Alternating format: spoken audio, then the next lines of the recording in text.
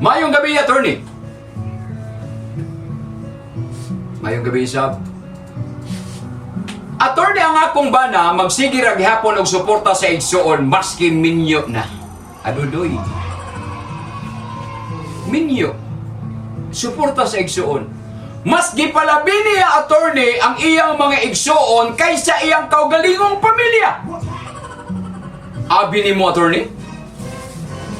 Ang pagkaon nga para sa amo, ihatag pagyud ngadto nila. Kay tungod walay trabaho ang iyang igsuon. Please, attorney, tambagi ko. Daghan kayong salamat. Okay, mo na yung question. Paita sa miskin na buhing ma'am, no? Kana bitaw magbinyo ka o niya na kay kakupitensya. Nagtuo ka nga ang imuhang bana all out diha nimo. Pag-abot dito ang kwarta gi wa nananghid nimo gipanghatag sa igsuon. Unya ikaw wa kay gikaon, ang imong mga anak way gikaon. Ang question nato diha mga kaigsunan, attorney, valid ba nga kung maminyo na ang usa ka tawo, attorney? Obligado pa ba siya mo support sa iyang igsoon o support sa iyang ginikanan? Mao ni kasi karon nga mga pangutana. Kay naiuban nga mga bana, amot lang ka nimuton. Naiuban nga mga bana bisag tigo lang na murag wa paghihapon malutas. Bisag dagko na ng mga anak ato gihapong mama. Unya, wala na panahon sa asawa ang support at tunas mga igsuon murag wa pa ka move on.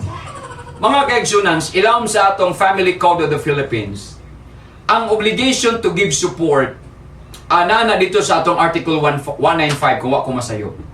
Nga ang matagbana o asawa, obligado ng mahatag og suporta, ilawom sa atong Family Code. Number 1, spouses, husband and wife, mo na pinaka-top priority. Ikaduha, na support, legitimate o illegitimate children. Ikaduha, ikatulo, parents, o katong imuhang mga lulo. Last na ng mga igsuon. Pero kung imong tan-awon, under limited condition rapod, nga mohatag kag support ngadto nila. So unsa may bot pasabot nako? Once nga makasado na ka sa imuhang asawa, once misulod na mo niya ang gitawag nga covenant of marriage. Kana bitong sa Bible nag-ingon, live and cleave. Mo gina-design ni Lord's kaminyoon. Ang imong primary obligation, tiyo, paminaw diha, tiyo, para makasabot ka. Once nga maminyo na ka, ang imong primary obligation dito sa imong asawa o ang imong mga anak. Tinuod na higugma kang mama, tinuod na higugma kang papa, tinuod na higugma kang ate. Pero sa diyang naminyo na pagkatunog, paglutas. Kaya ang imong primary obligation at tunas imong pamilya. Mo na ang topmost priority ngadto sa imuhang ang kanang imuhang conjugal assets or community property para na sa imuhang pamilya. Ang pagsuporta sa igsuon secondary na lang na. Kung muhatag tagsuporta sa atong mga ginikanan, wa may kumo nato, mananghid lang gyud kas imong asawa para walay samok pag-abot sa panahon. Kay kung imong tago-taguan ng imong asawa, kanang ato mga asawa, matan pa na spinya. Bisan pag magtago-tago ka, kung ang imong mata duha ka buhok, ang imong asawa 120 ka buhok nagmata, napay mata sa likod, napay mata sa tiki.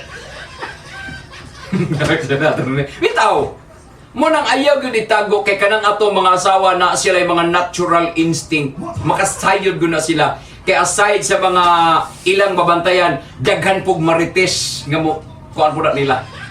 Muna ang imong primary obligation sir ang imong asawa o ang imong mga anak kanang supporting sa imong mga igsuon, secondary na guna. Pero ang requirement sa atong balaod kung mo suporta ka, dapat that support cannot prejudice the family. Meaning to say, dapat dili maperwisyo ang imuhang pamilya. Di mo sir pwede gamiton ang imong conjugal funds. For example, na kay sweldo. Gamiton nimo ang imong sweldo nga walay consent sa imong asawa, sir. Imong gihatag natos uban, imong gihatag sa imong ginikanan, wala man problema, pero kinahanglan na i-consent sa imong asawa. Unya, kaya nga naman, ang asawa, obligado na siya, pwede na siyang mo-oppose. Ma'am, pwede yun ka mo-oppose. Pwede yun ka mo-question diha. Pero away naman po lagi, attorney. Pero mo lagi na akong Inon. Nga sa dihang musulod na ka sa kaminyoon, nag-change na ang imong priority. Ang imong priority karon dili na imong ginikanan. Ang imong priority ang imong pamilya. Di ba? Kay kung permanente gyud ka na as imong ginikanan nga di gyud ka mugawas diha sa ila, may pagitagaan na lang kag tsupon. Wa man ka kamalutas. Lutas-lutas po, sir, para ang imuhang pamilya maka-move on po, makabuo mo pamilya nga kanabitaw, maka-decide mo on your own nga mabudget niya attorney, may po na yung banaton. Attorney Loy kayo ang igsuon, why gikaon? Kaya basi nagsalig na po ng imong igsuon. Mao nang di na manarbaho kay nagsalig sa imong ayuda. Nagsalig sa imong suporta. Tudloy nga makabangon sila sa ilang kaugalingong paa. Kay para sa teach them to to be responsible sa ilahang kinabuhi. Naragyo na sa imo, sir.